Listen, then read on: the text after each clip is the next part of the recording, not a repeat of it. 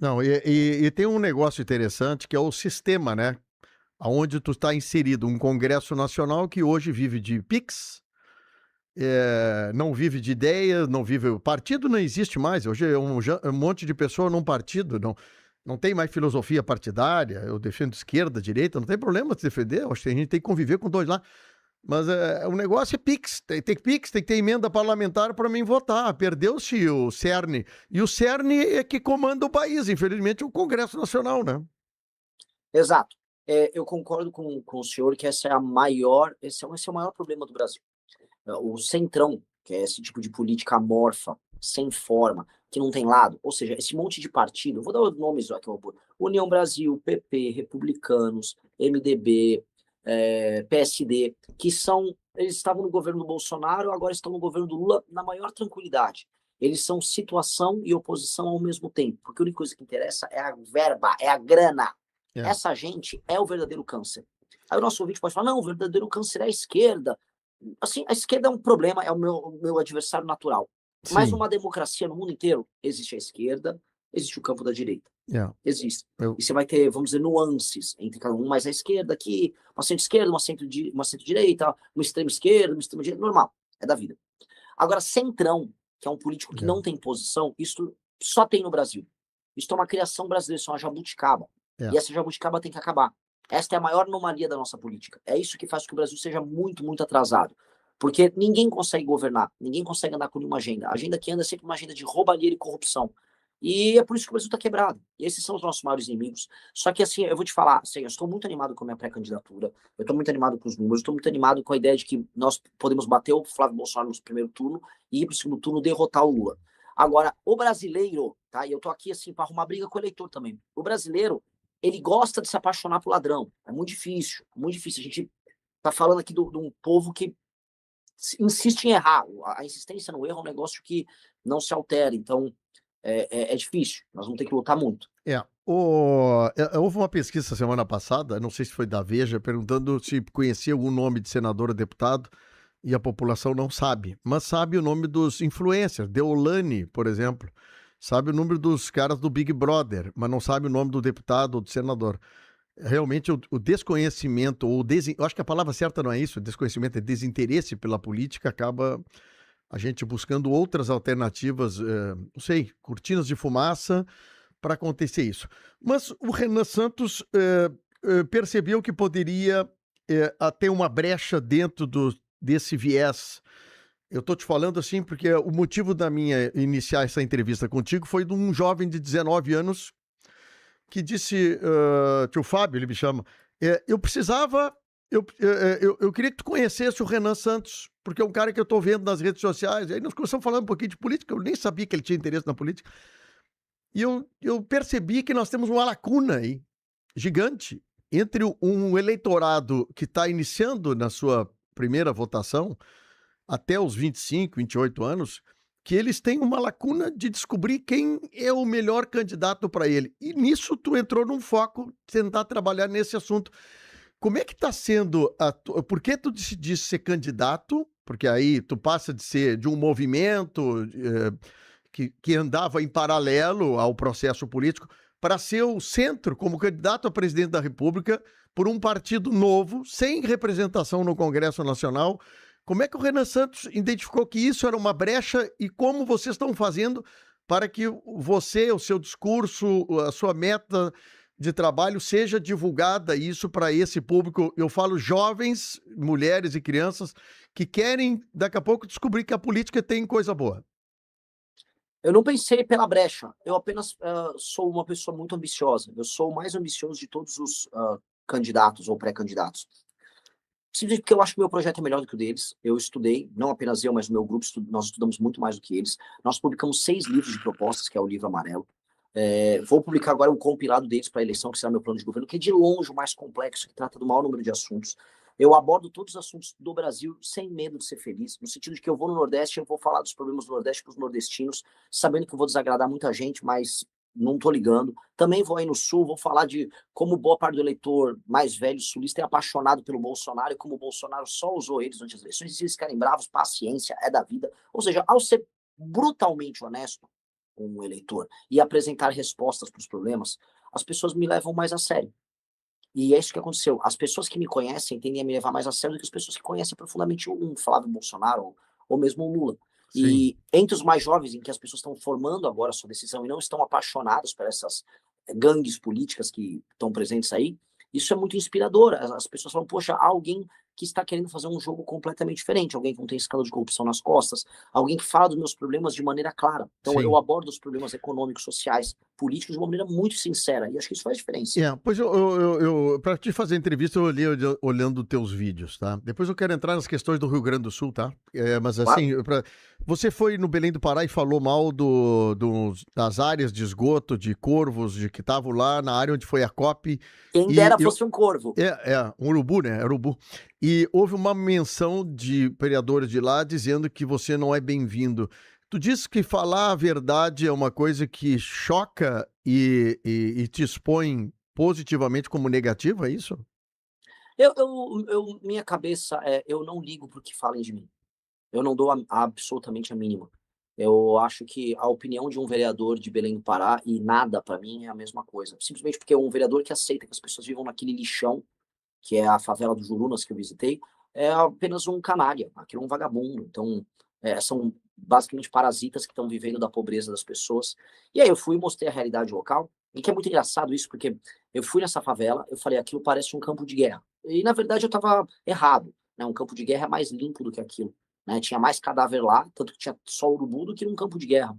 E no dia seguinte, isso é muito engraçado, a prefeitura mandou um monte de retroescavadeira para limpar o lugar. Ou seja, eles desgostam da minha crítica, mas eles vão logo correndo para limpar a besteira que eu demonstrei, né? Vamos falar então do Brasil. Fala do custo da máquina Brasil. É uma coisa que tu teve aqui em Bento Gonçalves, tu visitou vinícolas, visitou empresas ligadas tu falou com o Giovanni, que é um influencer na área do tabaco. Nós estamos aí com o acordo do Mercosul com a União Europeia, que tu sabe que vai atingir de cara e bem em cima do questão do vinho do que nós estamos trabalhando aqui no Rio Grande do Sul. O tamanho da máquina Brasil que está hoje e o que o Renan Santos quer para o Brasil futuro. Vamos lá. Os brasileiros, e aqui eu vou novamente, né, o eleitor que está nos ouvindo, eu vou desafiar o eleitor. O eleitor quer pagar menos impostos. O eleitor quer competitividade para que os produtos brasileiros consigam competir com produtos gringos. Sim. Vocês querem isso? Vocês querem ganhar bem? Querem tirar uma grana boa de salário, quer abrir uma empresa, quer ver a empresa funcionar? Então você concorda que precisa cortar gasto. Então eu vou cortar. Eu vou cortar privilégios do alto funcionalismo. Isso aí vai me dar 50 bi. Se os estados colaborarem, eles podem também arrumar, a gente pode aumentar essa conta num número legal. Tá, vocês também querem que eu corte alguns subsídios de grandes empresas? Vou cortar. Vou cortar lá no topo, tá? O problema é que isso não vai resolver. Isso é uma parte da solução, mas não é o total. Eu vou precisar, na hora de fazer os reajustes da aposentadoria, que acontece anualmente através de um gatilho em que toda vez que aumenta o salário mínimo, aumenta a aposentadoria, e o único lugar no mundo que faz isso é o Brasil, nós inventamos essa jabuticaba, eu vou precisar que não seja mais assim, que as aposentadorias sejam reajustadas de acordo com a inflação. Aí talvez você, eleitor, não vai concordar. Entendeu? Vai falar, mas eu não quero, mas entenda, só o Brasil faz isso. Os concorrentes do Brasil, eles conseguem cobrar impostos menores sobre seus produtos, serem mais competitivos, também porque eles não inventam essas besteiras. Outra coisa, o BPC. Eu vou passar o pente fino no BPC e Bolsa Família. Mas não quero que você passe o pente fino. Eu consegui pegar um BPC com o laudo de um amigo meu. Eu vou tirar esse laudo. Vocês aceitam isso, eleitor brasileiro? Porque eu vou precisar fazer isso. Se você quiser que eu reduza impostos, se vocês quiserem que os juros caia para 5% e que o nosso dinheiro valha, se vocês quiserem que o vinho da Serra Gaúcha consiga concorrer com o vinho que vem da gringa, eu preciso explicar para vocês que eu vou ter que cortar muita coisa errada que existe na máquina pública. E aí, eu cortando essas coisas erradas, igual o Milei está fazendo na Argentina, eu vou deixar o Brasil funcionando num regime fiscal similar ao dos países desenvolvidos. Aí o que vai acontecer? O Brasil vai crescer. Só que eu vou precisar da ajuda do eleitor. E o eleitor vai ter que questionar a própria mentalidade que foi colocada para ele de que tudo são direitos, tudo são direitos. O direito, às vezes, não é um direito. Quando você reajusta, vamos dizer, certos benefícios da maneira como é registrado no Brasil, você até vê o seu número aumentar. Olha, vou me pagar tanto por mês. Só que aí vira inflação, vira aumento de dinheiro, e na verdade o que você acha que você ganhou, você perdeu, que é o que está acontecendo. O poder de compra do brasileiro só diminui. Então, cortar gastos é uma coisa muito profunda. Eu vou precisar cortar gastos na casa dos 3,3 trilhões de reais em 10 anos. que é a maior reforma da história do Brasil. Só que aí o Estado brasileiro para de gastar tanto, e aí nos próximos anos os juros do Brasil vai ficar baixinho, os impostos vão poder baixar, e você vai poder ter grana. Só que para isso eu vou precisar fazer um reformão. O eleitor tá afim? Se tiver afim de fazer, eu estou propondo. Os outros não estão. O Flávio não propõe, o Lula não propõe, ninguém propõe nada. Eles vão enganar vocês, vão falar, não precisa de nada disso. Eles estão mentindo. Então, eu estou sendo honesto. Dá para fazer tudo isso e dá para os produtos brasileiros começarem a ser competitivos internacionalmente. Só que sem cortar as despesas do Estado, é mentira, não vai rolar. Vocês vão ficar tudo pobre. Pois é. No Rio Grande do Sul, ao longo de muitos anos, eu não sei, não dá para dizer que foi erro de governador ou não, mas nós se encalacramos numa conta, numa dívida brutal contra a União. E o Rio Grande do Sul, agora, em função da enchente, andou suspendendo o pagamento da dívida, mas agora, a partir de janeiro do ano que vem, tem que começar a pagar uma coisa monstruosa que o Estado não conseguirá pagar se não houver um acordo. Você tem olhado isso? O que crédito a União tem com os estados e como os estados poderiam pagar isso? Vamos começar analisando o problema. A população do Rio Grande do Sul, ela resolveu, desde os anos 80, começar a eleger governadores do PT, que estouraram os gastos públicos no Rio Grande do Sul. O Rio Grande do Sul é um dos melhores estados do Brasil. O Rio Grande do Sul sempre foi o quarto estado do Brasil em PIB. O Rio Grande do Sul ficou na região sul, o Paraná passou e foi embora. Santa Catarina não passou em termos absolutos, mas é um estado que está numa situação muito melhor do que o Rio Grande doSul. Hoje o Rio Grande do Sul é o patinho feio da região sul. E aí, por quê? Os gaúchos decidiram virar petistas por muito tempo. Estouraram as contas públicas. Essa é uma autocrítica que os gaúchos têm que fazer. E aí, mesmo o Rio Grande do Sul mandando muito dinheiro para a União, e recebendo muito pouco, o Pacto Federativo do Rio Grande do Sul manda 51 bilhões e recebe de volta apenas 13. Mesmo isso acontecendo, o Rio Grande do Sul não fez a lição de casa. Então, o Paraná também é roubado pelo governo federal, o São Paulo é roubado pelo governo federal, só que eles fizeram a lição de casa e mesmo sendo roubados, eles conseguem sustentar. O Rio Grande do Sul precisa fazer essa lição. E aí o governo federal, como é que eu vou funcionar na gestão da dívida? Primeiro, o próprio governo federal tem que fazer a lição de casa dele, que é o que eu acabei de falar na pergunta anterior. Eu vou Sim. resolver as despesas do governo federal. Aí eu vou fazer um regime para resolver as dívidas de maneira muito clara e muito cristalina. Nós podemos dar condições especiais, nós podemos deixar parcelas pequenas e vamos pegar essa dívida e repactuar. Podemos fazer isso, só que eu vou exigir dos estados compromisso em reformas previdenciárias, administrativas, de toda sorte para que os estados consigam pagar suas contas. Se o estado não colocar um regime fiscal, se o estado não fizer o que eu fizer no governo federal, o estado, eu vou pegar e vou executar as garantias do estado, porque significa que o estado eleger um governador picareta que não quer pagar as contas dele, que é o que acontece na maior parte dos casos. Isso precisa ser colocado aqui. Os estados dão garantias, não fazem as reformas no próprio estado, ou seja, não resolvem as próprias contas públicas, e aí vão lá no Congresso, juntam as bancadas e fazem o Congresso anistiar as dívidas dos estados. Aí fica um jogo que é um jogo de empurra. Isso desde a Constituição de 88 já aconteceu umas 5, 6, 7 vezes, com vários estados, além do próprio Rio Grande do Sul. Rio de Janeiro, então, deu um passa-moleque agora na União. Bah. Então, assim, sou a favor dos estados mais do que da União. Acho que o estado como o Rio Grande do Sul tem que se recuperar. Vou ajudar a se recuperar. Só que vai ter que fazer, assim como eu vou fazer a lição de casa como presidente da República, o governador do Rio Grande do Sul tem que fazer a lição de casa como reforma. Tem que ter reforma administrativa, tem que fazer a limpa na máquina pública, tá? Porque foram anos, e a gente precisa fazer essa crítica ao Rio Grande do Sul. Um estado com talvez o capital humano mais corajoso do Brasil. Onde há desenvolvimento econômico no Brasil, há gaúcho. Tem que todo mundo colocar isso em mente. Yeah. O desenvolvimento econômico do agro no Brasil é gaúcho no Maranhão, é gaúcho na Bahia, é gaúcho Tocantins e Rondônia, gaúcho é um povo sensacional. Só que tem algo de muito errado que o gaúcho fica rico e enriquece outros estados, só que ele fica pobre no Rio Grande do Sul.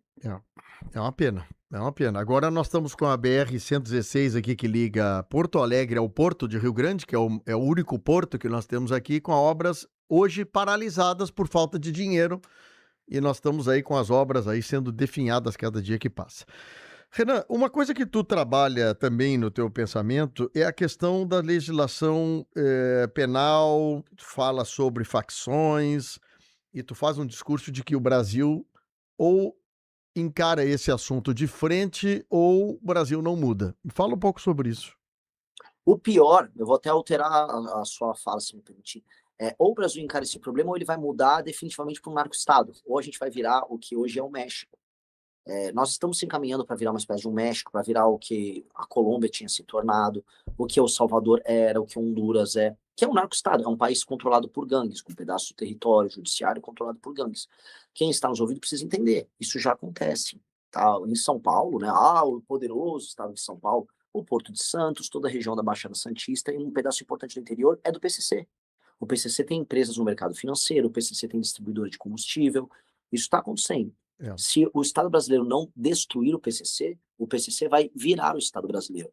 Isso também acontece com o Comando Vermelho, que toma pedaços de cidades. A gente tem também aí no Rio Grande do Sul, se eu for para Porto Alegre, lá na Restinga, você tem Sim. a facção Bala na cara é um. Bala na cara, V7, os anti-bala, os manos. Aí vocês têm uma facção para dar e vender. Então, assim, se nós continuarmos entregando um pedaço do nosso território para eles, eles vão mandar na gente, institucionalmente. E como é que muda isso, hein?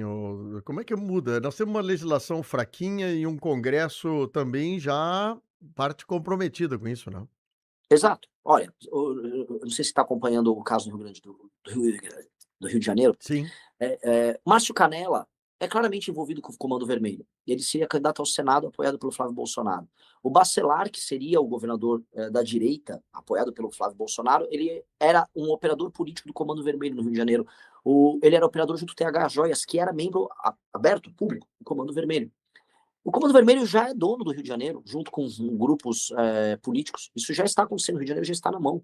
Né? E junto com a turma de direita do Flávio Bolsonaro, né? A direita estava com eles. E se você olhar para o PT, com a turma da esquerda, a turma do André Siciliano, é a mesma turma, andava também com o Comando Vermelho ali no Rio. Então, as coisas avançaram para um nível quase não aceitável. O que você vai precisar? O direito penal do inimigo, que é uma legislação especial que retira direitos e prerrogativas de membros de facção. Então, um membro de uma facção, ele não progride de pena, ele perde presunção de inocência, todos os crimes dele são inafiançáveis, ele vai direto para a prisão, ele não passa por nenhum tipo de regime intermediário, do tipo, você vai para uma delegacia. Não, ele vai direto para um presídio especial. Todas as penas dele são muito aumentadas, então essa pessoa vai passar no mínimo 30 anos na cadeia, em regime fechado, no máximo trabalhando, comendo arroz com macarrão, e é isso. De maneira clara, é apenas isso. Não há nada além disso a se fazer. Há também o trabalho de recuperação dos territórios, ou seja, o governo federal vai ter que colocar certos territórios em estado de defesa, e aí nesse estado de defesa a polícia e as forças armadas, sob o comando do presidente da república e do governador, se o governador quiser cooperar, nós vamos passar a rapa neles. Ou seja, se eles se entregarem, serão presos. Quem não quiser se entregar, ele vai se encontrar diante do nosso Salvador aí no juízo final, e vamos ver como é que ele vai se comportar diante dele. Sim. Congresso Nacional, para terminar. Tu sabe que o sistema hoje é montado por uma coisa que sem forma, não tem forma, que ela age de acordo com os interesses. Como é que um presidente da República, caso tu eleito for, para conviver, para não entrar nisso que entrou alguns presidentes, achando que pode governar sozinho sem o Congresso Nacional, tu não tendo maioria lá dentro do Congresso? Eu vou não incorrer, eu vou manter a lógica daquilo que eu falei no começo, eu vou ser brutalmente sincero. Então, eu, mesmo sendo um outsider, eu não vou incorrer naquele erro de entrar no governo e ficar, eu não vou conversar com ninguém. Sim. Como certamente o Lula começou com esse papo em 2003 e o Bolsonaro começou com esse papo em 2019. Eu vou ser claro, preciso de vocês para compor, aqui está a minha lista de exigências. Então, os partidos, vou dar um exemplo, vamos dar um exemplo, o Kassab do PSD. Gosto dele? Olha, eu acho que não, não gosto do Kassab. Agora, vou ter que governar com esses caras, porque o Brasil vai eleger os deputados do partido dele, porque o brasileiro, como eu já disse no começo, gosta de votar em ladrão. O brasileiro é apaixonado em votar em bandido. O brasileiro vai um bandido, vai votar, então vou ter que lidar com isso, porque é decisão dos brasileiros. Eu vou pedir, Kassab, quer fazer parte do meu governo? É muito simples. Está aqui uma resolução que você precisa soltar para o seu partido, apoiando o direito penal do inimigo, apoiando as reformas que nós estamos fazendo no Brasil, apoiando a nossa agenda de competitividade, apoiando todos esses projetos. O seu partido vai soltar uma resolução e os seus deputados federais e senadores vão votar a favor disso, tá? Nós podemos, portanto, compor governo juntos com isso. E eu vou tornar público. Todas essas reuniões serão públicas diante da imprensa. Olha, imprensa, estou conversando com ele, aqui está o documento, e aí eles podem se falar. E esse documento será público para todos os partidos brasileiros. Não será, com A eu faço isso, com B eu faço aquilo. Por quê? Porque se eu ganhei a eleição, as pessoas votaram nesse projeto, nesse documento que eu estou apresentando para eles. Então, se eles gostam do meu governo, eles não precisam gostar do meu cabelo levemente bagunçado, do meu charme. Não, eles não precisam gostar de nada de mim. Eles precisam gostar do meu projeto. Então, eles vão subscrever, soltar uma resolução e eu vou convidá-los a ingressar no governo para participar e administrar o Brasil. Sim. Ponto. Eu vou conversar com todo mundo. Bom, Renan, só para dar o final aqui, segundo turno nas eleições, como tu vê que, caso tu seja o primeiro ou o segundo mais votado, quem vem votar, quem vem fazer apoio para ti? E caso tu não esteja no segundo turno, quem o Renan e a equipe apoiariam no segundo turno? Eu não trabalho, e eu peço desculpas por frustrar a resposta, eu não trabalho com uma hipótese de derrota. Eu vim até Certo. aqui lutando muito e eu não posso trazer para os eleitores, olha, se eu perder, eu vou fazer isso, eu vou fazer aquilo. Sim. Eu vou só trabalhar com a hipótese da vitória. E nesse sentido, todos que quiserem me apoiar e se subscrever o documento do nosso projeto, vou receber de maneira educada, não sendo ladrão, não estando no caso no Banco Master, escândalo no INSS, não sendo ladrão, não sendo envolvido no crime organizado, todos são muito bem-vindos. Sim. Por quê? Porque a eleição é sempre uma repactuação. Toda vez que as pessoas votam, elas propõem um pacto. Então o eleitor vai propor um pacto, ele vai votar em mim e vai votar em pessoas de outros partidos. É isso que o eleitor quis? Então, tirando o bandido, tirando gente que não acredita no que a gente fala, eu vou conversar com absolutamente todo mundo, serei absolutamente educado, convidativo, porque eu imagino que essas pessoas queiram construir um Brasil melhor. Entendi. Se elas quiserem, serão bem-vindas a me apoiar já para o segundo turno e depois no meu governo. Muito bem. Esse é o Renan Santos, pré-candidato à presidência da República, junto com o Haroldo Medina, que é o gaúcho, Sim. pelo Partido Missão. Foi bom a gente conversar nesse primeiro momento. Quem sabe a gente oportuniza em outro momento, Renan, de estreitar alguma coisa a mais para falar sobre produtos e processos aqui do estado do Rio Grande do Sul, que eu acho que é importante também para nós conhecer um pouquinho mais o que tu sabe, o que tu pode propor para o Rio Grande do Sul também, viu? É um prazer. Eu posso falar muito sobre o Rio Grande do Sul, que é um estado que não apenas eu adoro, mas eu conheço bastante, conheço a história gaúcha. Nós temos parte, assim, eu como paulista, posso dizer assim, nós temos o tamanho do território nosso, muito por conta da expansão dos bandeirantes, mas dos gaúchos eu digo que nós só conseguimos mantê-lo por aí porque vocês assim o quiseram, vocês fizeram isso na ponta da faca contra os castelhanos desde muito tempo. Então, povo bravíssimo e povo com virtude, por isso não é escravo. Muito obrigado aos gaúchos aí. Obrigado, Renan. Um abraço, bom trabalho. Parabéns aí pelo teu botar o peito na água aí. Tá em terceiro lugar já nas pesquisas aí, tá em vários lugares aí, vários estados, né? Tá indo bem a pesquisa, né? Tá. Quem trabalha vê o resultado. Eu estou trabalhando mais do que os outros e pretendo trabalhar ainda mais. Show de bola. Obrigado, viu? Bom trabalho. Gostou do vídeo? Então deixe seu like e inscreva-se no canal. Te vejo no próximo corte.